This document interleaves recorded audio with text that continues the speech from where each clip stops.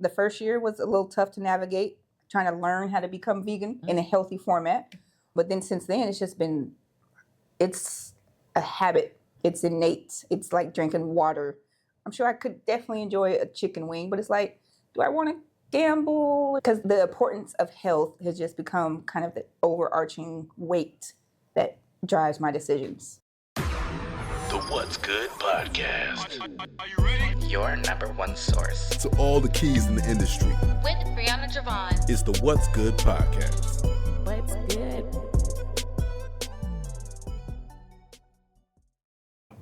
Hey, ladies and gents, this is your girl, Brianna Javon, and we are here with another episode of What's Good Podcast. Thank you so much for being here with us. We are in season 9, and we are still chatting about wellness. As you can see, we have a guest with us. Her name is Nicole Gaskin. How are you? I am good. How are you today? Doing amazing. Thank you so much for asking. So I'm excited about our conversation. As you guys know, we do not have interviews. We have genuine conversations. So let's go ahead and get to our icebreaker. You ready? Yes. Okay, so your icebreaker, if you could only eat one plant-based dish for the rest of your life, what would it be and why? Oh, goodness. Set the tone for our conversation today. It may have to be Italian Tuscany soup. Oh, that sounds good. Yes. So the soup that Olive Garden makes, I have veganized. Listen, Linda. Okay. I'll eat that every day if that's all I had. I need to know, how are you making this? Because for one, the cream, the dairy base, I think it's like a sausage that's in the soup. Yep. So how did you veganize this thing? So Italian sausage, they make vegan. And it's simply just soy protein. Okay. Right? So nothing like extra artificial. So Gotcha. Cool, we got that. It tastes really good, seasoned really well. Nice. And then the cream, they do have a vegan substitute for heavy cream. And so that gives you the same exact flavor profile of the regular soup. Well, put me on, because I'm sure trying to dissect it. Because I mean, it's meat in it. I'm sure they got a little butter in it. So So how are we taking this on the other side? So that makes sense as you break it down. Okay, well, with that being stated, we're going to go ahead and get into our conversation. Are you ready? Yes, ma'am. So we always start off with who is the guest. So for you, who is Nicole?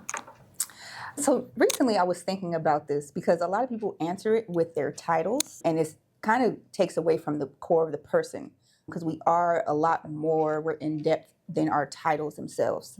So I would answer it as, I am a child of God. I am power. I am boldness. I am resilience. I am the walking being of all things that He has destined and created me to be. I transcend and change rooms. I am a friend, phenomenal friend. I love. I give grace. I encourage. I serve. That's the core of who I am. And I get to do that as a mother and one day as a wife. Those are the different roles that I hold, but that person shows up in all aspects. Okay. Was that a freestyle, or you really been working on this? Because that was so good. That was off the top. That was for you. That's my first time speaking that out loud. I receive it. Because let's get to this first. We met last year, Dallas Strategic Growth by VR Small. If you've been listening to the podcast, we've been talking about this several times now. But I met you, and some of the things that you're saying definitely was the vibe that when I first met you in the room. Like we're about to get this work done. We're about to make this happen, Bree. We need to make sure we connect with who we need to connect with, be intentional about it. So all the things that you just said, I was just visualizing that very first person, that first interaction between us. And even after that, because it was like it was longer than 6 weeks. Yeah, it was like 8 or 10 weeks. Yeah. So within all that time, I did not know you, but getting to know you, all of those things are now present. So that's why I asked you, was this rehearsed or? I like it. So you're experiencing what I've said. Absolutely. Yes, Absolutely. That's great. It was just, visual. I was just visualizing everything when you were saying. I'm like, wait, sure. I can agree to that too. Check, check, check. So I love that for you. So there's a few things that I want to pull out, and just the time frame of you growing into this person that you are today. I think a lot of times mentally we kind of get in our own heads. Sometimes we don't do self-reflection when it comes to life experiences, we kind of just stay on autopilot and not think about the growth or who that person that I want to become as a businesswoman, as a mom, as a partner, whatever the case may be. We know this person now needs to get worked on. So let me do what I need to do in order to be the best person that God has created me to be. Yes. So that's my question for you is how did you do those self-reflection moments and kind of did your shifting or your healing, whatever that looks like for you? It was just real, I guess, paying attention to how I was showing up for others, how I was parenting. It wasn't the best. It wasn't excellence. And I'm always preaching, do things in excellence. And so it might have been over the past 3 or 2 years where I had to sit and be like, okay, I'm not showing up as best as I want and why. And that helped me to realize that it was my confidence and not fully understanding or accepting, seeing myself how God sees me. Beautiful. I was all tied on others' acceptance or lack of, right? Childhood traumas and rejections. And that shaped my view of myself, which had prevented me for 30 plus years of being less than and walking with this shell. So I had to sit with that. I'm like, nah, like I was playing myself. Like if I'm playing myself, I'm definitely doing a disservice to everyone else I come in contact with. So that's how I had to navigate and get to that point. That is really good. So when was that light bulb moment that you was like, I am that girl? I am her, not the two, but the one. Right. I met a friend last April. I came and saw her at a keynote and then we became friends instantly. But she was like, hey, I see you. And I was like, wait, what you see? What you talking about? I love that. Yeah. So having someone that sees you because they've been through what you've been through, they pull that greatness out of you and you have no other choice but to accept it and walk in it. That's true. And so now it's like, I bet now I'm hey, I see you. Come over here. Right? Because someone saw you and pulled that out of you. You can't go back. True. Like once you tap into that and realize your power and how much is within you, you can't go back. Okay, so now I want to talk about the business side of it. You are the owner, founder of Lush Vegan. Let's talk about how this came about. Lush Vegan was an idea during COVID, so during the pandemic. I didn't know that. That's how long I sat on it, girl. I was sleeping on myself. Okay. I was like, someone really should do something that elevates plant-based dining, because at that time I was vegan. And 5 years ago, rather, it wasn't as popular and accessible as it is now. True. So I was really waiting on someone to do something. 2 whole years went by, and I was like, dang, that's crazy, somebody. Ain't showed up yet. Right. We just waiting. We just waiting. And again, having someone, my god brother was like, hey, you remember that idea? You gonna execute or you gonna execute? With him, it's either you gonna do it or you gonna do it. I mean, so he gave you no other option. There's no C and D. Right. You gonna do it or you gonna do it. And so I started laying the groundwork and just playing with the menu. And I was like, oh, shakes would be great, like a mocktail, but in a shake form, healthy juice. All right, let's do some egg rolls. And I would just take this out to the people, something very quick and accessible people can enjoy. From there, it's just unfolded. Yeah. It's just interesting how if God does give you an idea, it requires you to act on it. And then other things, it just blossoms like a flower that's being watered and nurtured. And so now it's like, ooh, I see this as a restaurant. Yeah. I see this as an experience for people to sit and connect and experience everything that's in my mind is just larger than what it started with. True. And so I want to ask you, when it came to you being vegan, because of course that's how the seed was planted, because you're vegan, not many opportunities are coming to you as far as a consumer. So you create the business now to help other consumers that were in the same space as you. Yep. So I want to know, starting way, way back, what made you become vegan? Well, I have sickle cell disease, and so I'll give you a short synopsis of that. 48% of my blood is sickled, so like a crescent moon, if you will. And we don't really understand how important blood is or the circulation of it until there's a problem. So with that being said, like the circulation is hard to, pump fluid and blood. So for instance, I can't run like a 5K. I would never be able to do that because how much circulation it takes to go through your body for you to do such things. But at that point, I was getting sick a lot. Like I was getting hospitalized almost every 2 years, like clockwork. And it was because there was an infection in my bloodstream, which is sepsis, and most people do not live through an infection in their bloodstream. Oh, wow. Because your body is at that point shutting down. So I was having fever of 104 degrees. I was having to have a bone marrow biopsy because they was like, we don't know what is wrong with you. You losing weight.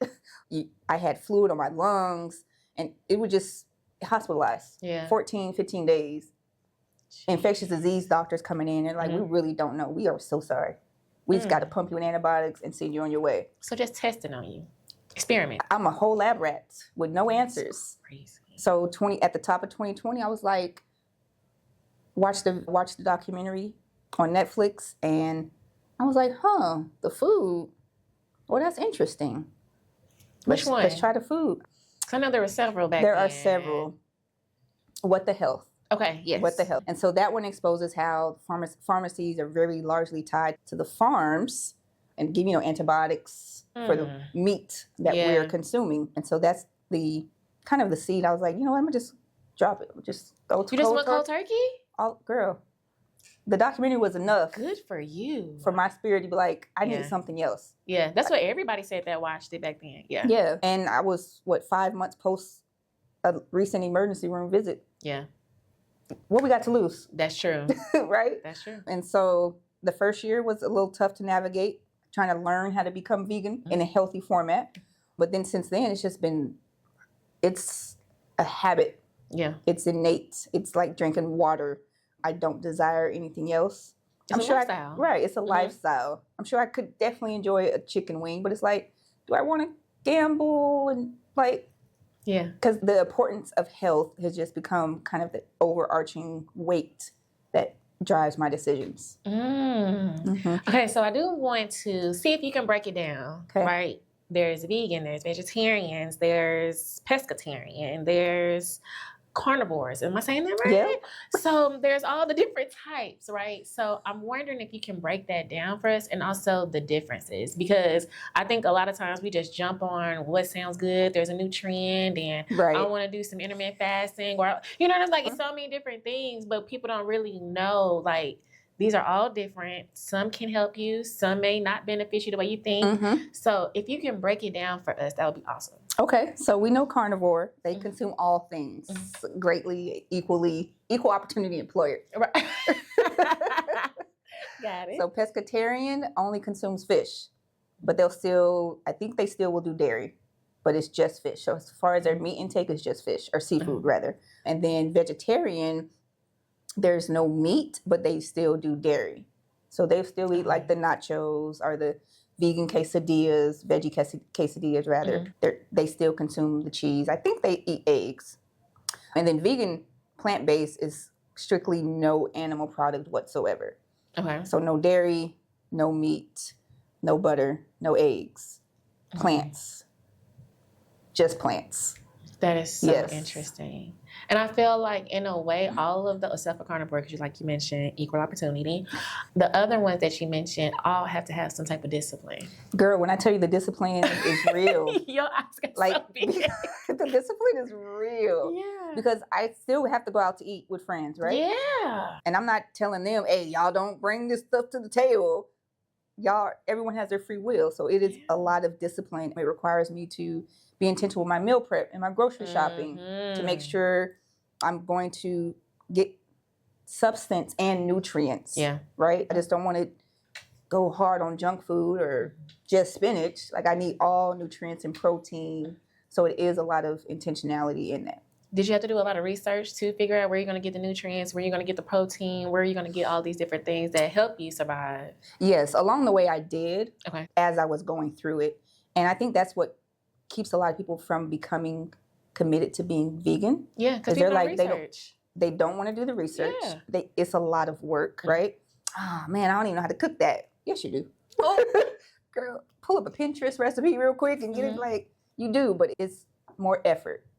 And people rather, do something more easy or convenient. True. We're in a very convenient society. True. Where everything needs to be quick and accessible. Microwavable. Yes, and that's quite opposite of the vegan lifestyle. So good. Okay, so let's revert back to Lush Vegan. When we, of course, like we mentioned earlier, Dallas Strategic Growth, I want to know, as far as your business, you mentioned that, you had ideas and things of that nature, but I want to talk about the structure of it and making sure that you're marketing to the right people. to make sure, as far as the dining experience, right? How were you able to structure all of these things to make sure that you're getting to the right audience? So I think that's very important. And a lot of times people don't know that these resources are available. Yeah. And so I want to know, how were you able to, of course, create this type of business in order for you to say, hey, we are here. This is for my people. I was going through a situation where I had to cook at home because there wasn't any dining experience. There wasn't any luxury dining experience. Because that's the difference. I learned that from her. It's a luxury experience. So how did you get this off the ground to make sure that, hey, I want y'all to know that this is an option too?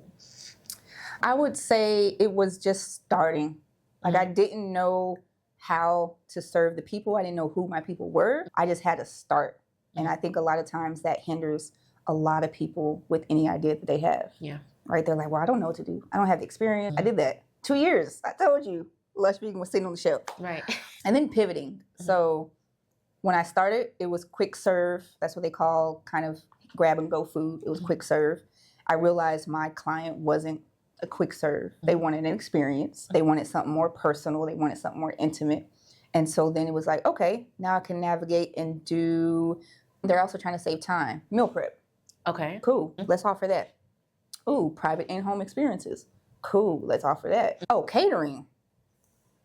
Let's go ahead and offer that. Right. So these different avenues or streams, opportunities became out of me trying, testing the market, failing, if you will, and just pivoting. Like, that has been very substantial. Yes, the end goal is for the restaurant, the brick and mortar, but how do we get there? Right. And how can people still experience me in the meantime, right? So you can do that on a meal prep situation. Or if you got the right coins, you can do that on a private experience situation, right? If you got something to celebrate, do that on a catering situation. So there's those three things everyone utilizes or will need at some point. So it's being accessible for the experience to happen in different ways until that end goal can be accomplished. Very nice. So I want to tap into the meal prep situation because I definitely see the benefit of it. But now you got to think about the timing of you planning for a full week, or if you're doing just 5 days, right? 3 to 5 days, however you want to, as far as your meal prep, this is how you want to do it. I want to discuss with you, how do you meal prep? What does that look like for you on an everyday basis? Like you mentioned, I feel like it saves money. I feel like it saves time too. Like, all you're doing at this point is going to the refrigerator, put it in the microwave, and you're done because you already took that time out to, of course, meal prep for the rest of the week. I want to know, what does that routine look like for you when you meal prep? For myself, it looks like determining, okay, what I want to eat. I do that typically on a Saturday or Sunday, trying to determine for this coming week, what do I feel like eating or trying? Okay. Because I'm big you on, experiment. Yes. When I tell you Pinterest is my friend, I'd be like, ooh, that looks great. And if it's not a vegan recipe, I'm going to figure out how to veganize it. And then that's how I do the grocery shopping. So typically about 2 to 3 meals I have in mind by Sunday, and I'm going to grocery shop for that. Okay. And then cook enough quantity for, leftovers or the next day. But it's always trying a different recipe. I've very infrequently will repeat a recipe. Okay. Yes, it's going to be something new. Oh, that's good. Yes. Okay, so for your son, what does that look like for him? Did he transition into being a vegan? No. Or is he? Girl, he can't give up bacon. Child. We talked about that. Yeah, Yes. Bacon is a hard thing for me too. Okay.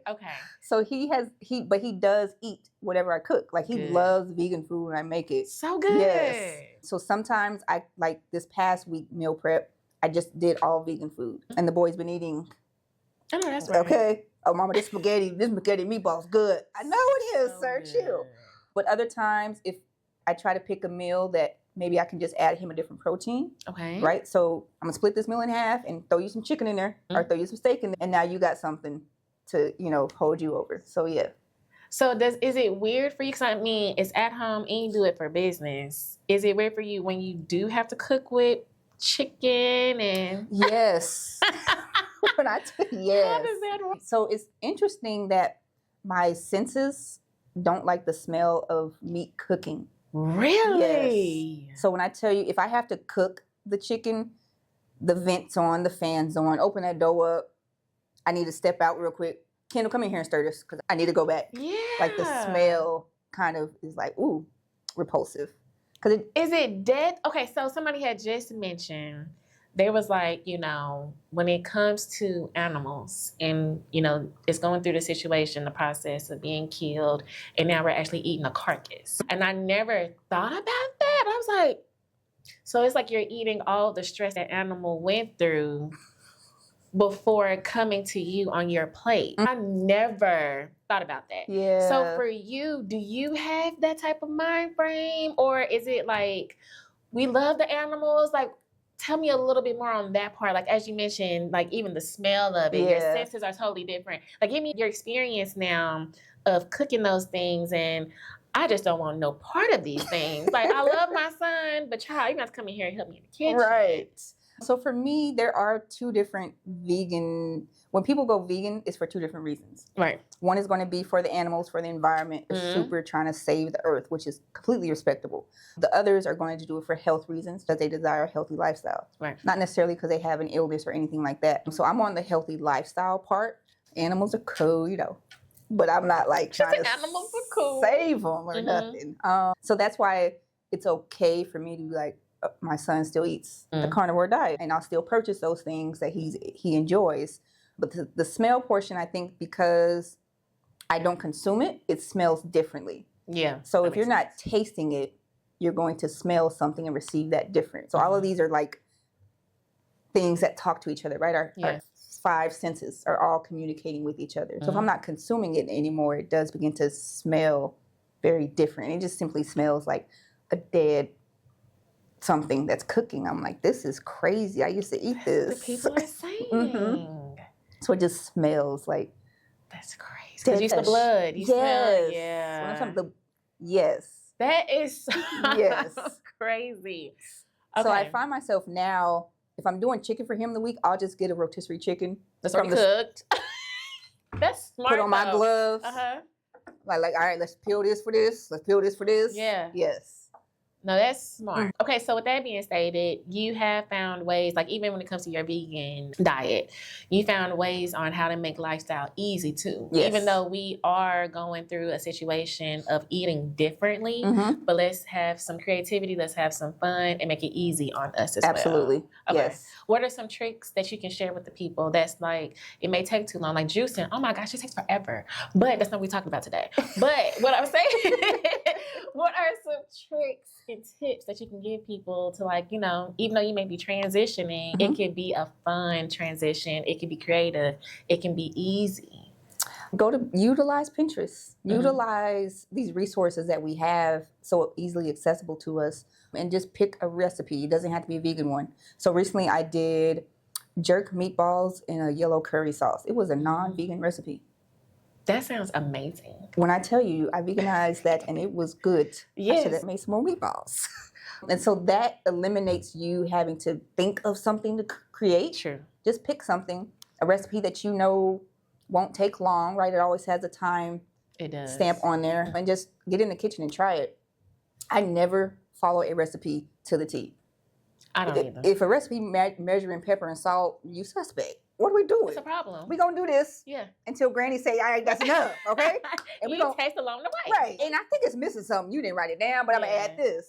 So you just have fun with it. I think when you take the stress out of something and just enjoy it, and it's like a new experience for you every time you're trying a different recipe, you'll have more fun with it. And you can experiment and find out what works for you and what doesn't work for you. So I think that would be the main thing. Take the pressure out, get on some site and just pick a recipe, and then just get in the kitchen and just try. I love that. Okay, so how long you been vegan? It'll be 5 years now.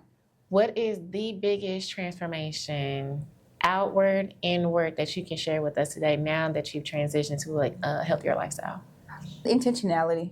Okay. Yeah. I wasn't ready for the characteristic. Okay. Yeah, intentionality, because it made me be more aware of what I was consuming, right? So it started with, what am I consuming with my food that is now affecting my health, right? So that input to output. Then my mindset was like, what am I consuming with relationships that's affecting how I show up? What am I consuming with this music or with media that's affecting my thoughts and beliefs? Yeah. What am I consuming in conversation that is not conducive to my light shining brightly, right? So all of those things transcended as a result of picking this lifestyle, picking this discipline, my intentionality with everything has become more awakened, if you will. Really good. Somebody was telling me, they was like, you got to be careful on what you consume, especially as a business owner, because that's where comparison and things come from. So that was really good. Yeah. All right. So now I want to go ahead and transition to our next segment, which is pretty much highs and lows, peaks and valleys. Okay. I want to talk about a low. At a point, it could be in your career. It can be, like you mentioned, going through sickle cell yourself. What has been a moment to where you kind of question your path? Should I do this? Should I not do it? It could be vegan. I sure do miss me some steak. I kind of want to go back and go get me some steak. But anything that question you in this path, but of course, because you're still here today, you're still doing all the great things, to where you pivot and was like, no, I got to stay on this path. Ooh, that is good. I am going to go with really when I first started. So when I first started, I was paying for a business coach. When I first started, didn't have no income, all types of expenses. Like my overhead was crazy. I was paying for a business coach, which led me to pay for a commercial kitchen. I wasn't at the place in the business to need a monthly bill for a kitchen. Yeah. So you started off strong out the gate. Yeah. Out the gate, wrong, okay? And that also was experiences of paying large vendor fees to go to these huge festivals that wasn't my market. And that took energy and time. Like we drove to Austin early on and stayed the whole weekend for a 3-day festival. Wow. And I had to rent an oven. I had to rent a trailer to get down there, pay for hotel. Jeez. And in just that one process, I maxed out my credit card, borrowed money from my son's account, family, to go and do this thing, right? But I would have not have known what to do and what not to do without going through that experience. Yeah. I would not have had that knowledge or expertise now to know how to reach my market and how to show up for my business in a smart way, not in a thirsty way, if you will. Okay? No, sometimes I see what you're saying. We can get really excited. And impulsive. Yes, impulsive. We just make decisions on that excitement and the adrenaline, but we're not sitting down with a plan. I had not a plan down back then. Now, when I'm telling you a strategy, we're not playing checkers, we're not playing Uno. It is a game of chess.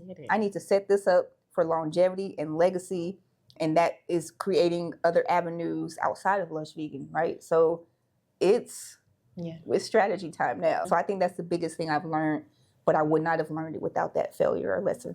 For sure. Okay, let's talk about a high moment where you can pat yourself on the back and be like, hey, even though I went through this, at the end of the day, we accomplished the goal, and I am super excited about this learning lesson because we made it here. So for me, that would be over the course of maybe about 8 or 10 months. It's been a few like real highlight moments for me. I completed this program, Women in Restaurant Leadership, and that was held at the Dallas Community College Culinary Department. And it was like maybe a 8 to 10 week course similar to DSG, where it was just culinary students. We were learning how to just run a business as an entrepreneur and restaurateur. And so we ended that with a capstone dinner. And I'm the vegan, so I was the vegan chef for this dinner of 70 people. And these are people like with Texas Restaurant Association, where some of the guests, media were guests, right? You know, foodies, influencers were the guests. And it was 7 courses, 70 people. That's a lot. And I'm the vegan chef. Right. So, yes. Did you have to get you a sous chef? Yes. The instructor was like, Nicole, I know we said it's going to be about 5 or 6 vegans, but I'm going to need you to do 70 of each course because everybody going to want to try. Jeez. So that's 144. Is that right? What's 7 times 7? 21. Girl, we gonna you did a lot. The numbers. You did a lot. Okay. We're gonna drop the numbers. And so the end of that, everyone was like, "Yo, your vegan stuff was better than the regular. Your French onion soup was better than the." That's the best compliment. Yes. And I was like, "Oh, dang, I can really do this." Right? It's moments of that remind you, like, bro, you that girl. You better quit. You better quit.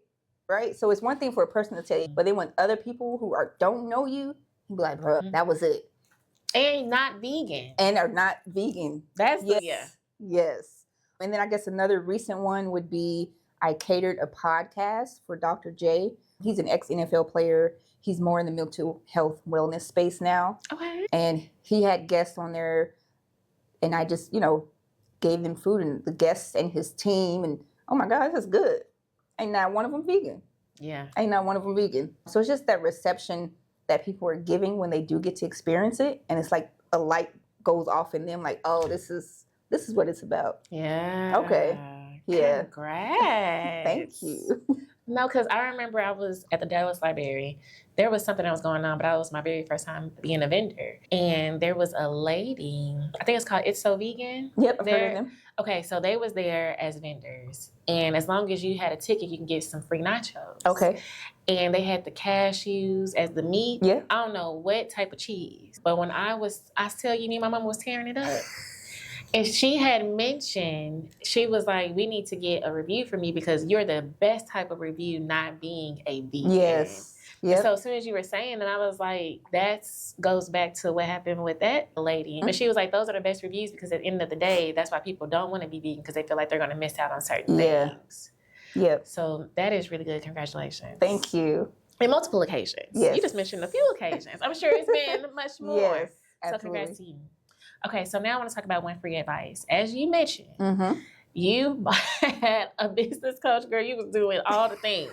You said, we're going to do this right. Right. So I want to ask you with that, I feel like we do pay tons of money when it comes to our businesses, Mm-hmm. when it comes to just, going to different networking events. We pay all this money, but then when we get there, some of the information goes over our head. Yeah. And so it was like, why was I there in the first place? So when it comes to one free advice, I created this because I love actionable steps. If there's one word or if there's a statement that you can give to the people, or even a framework that you may have learned along the way, to have and share with us, and for people to actually take it and say, oh, that's easy. I can get started on that today. Yes. Ooh, that's good. I like you. this. Okay. So I'm going to read this quote. The best time to plant a tree was 20 years ago. Mm-hmm. The second best time is today. Okay. So if you have a mindset, a cycle, a relationship, or thought pattern that you're not happy with, you get to choose and change that pattern. Oh. Okay. So that's one. Change your mindset. Make the choice to change. Whatever it is. It's a simple decision. The second one is going to be confidence. Okay, so we have mindset, making that decision, and then confidence. The sign of someone being confident is not how they walk into a room, what they got on, what they looking like. Look at these cute Gucci shades. None of that is a sign of confidence. It's how they change the room that they walk into for the better. Okay, so if I get my mindset right, naturally my confidence is changed and something's unlocked. And then I can show up in whatever I'm desiring to do.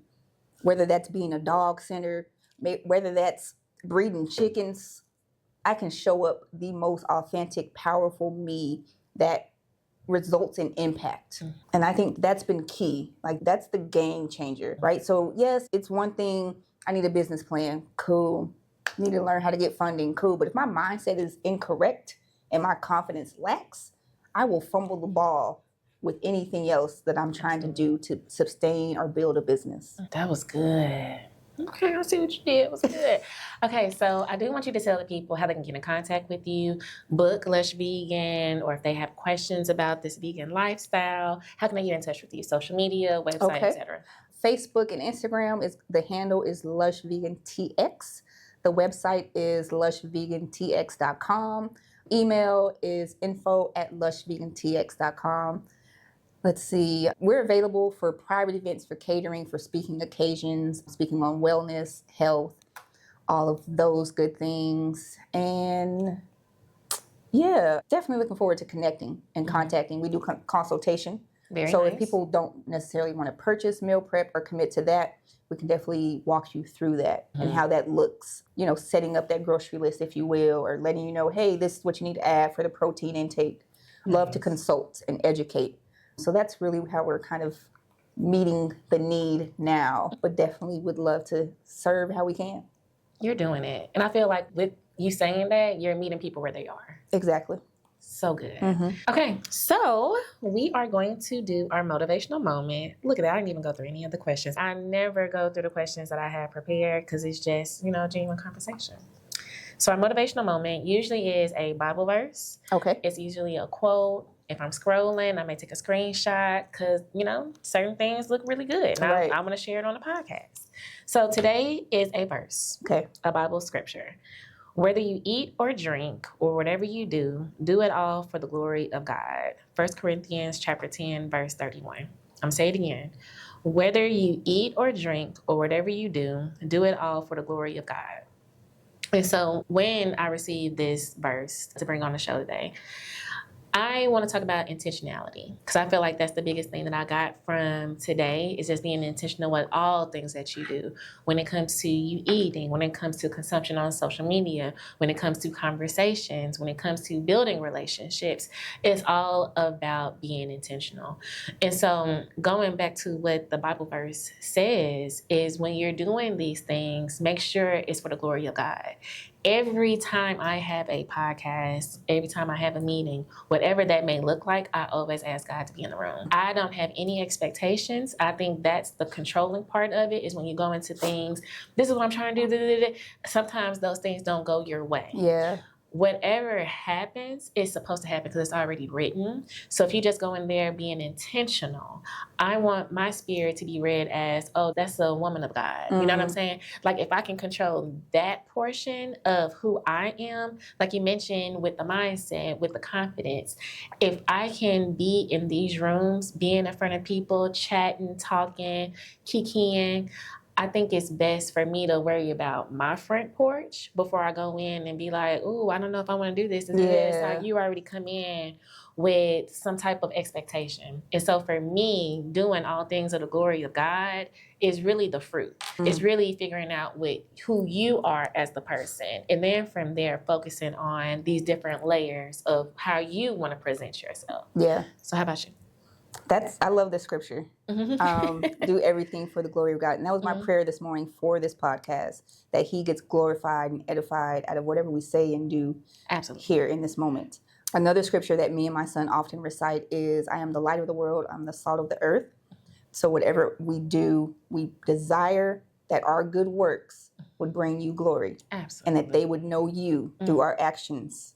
So that is the embodiment of who we should be. And that's kind of when I had the name Lush Vegan, I'm pulling from scripture, right? So there's this acronym for Lush Vegan. It's L is for living true, because we should all live authentically ourselves and show up nothing less every single day. U is understanding your purpose. Again, that's going to be scripture, right? Because if you don't have purpose, if you don't have a vision, you shall perish. S is striving for excellence, because I understand who I'm serving, a higher being. At the end of the day, I understand it's people, but it's a higher being. This act, this life, what I do is in service and should be in excellence and nothing less. And then all those three things, when they're done, allows you to have the highest impact. Yes. So good, Nicole. You almost said the other N word. I was going to say her nickname. We're not going to say it. I was going to say her nickname. But yes, I think that is so good. And I think that's a great way for us to wrap it up today.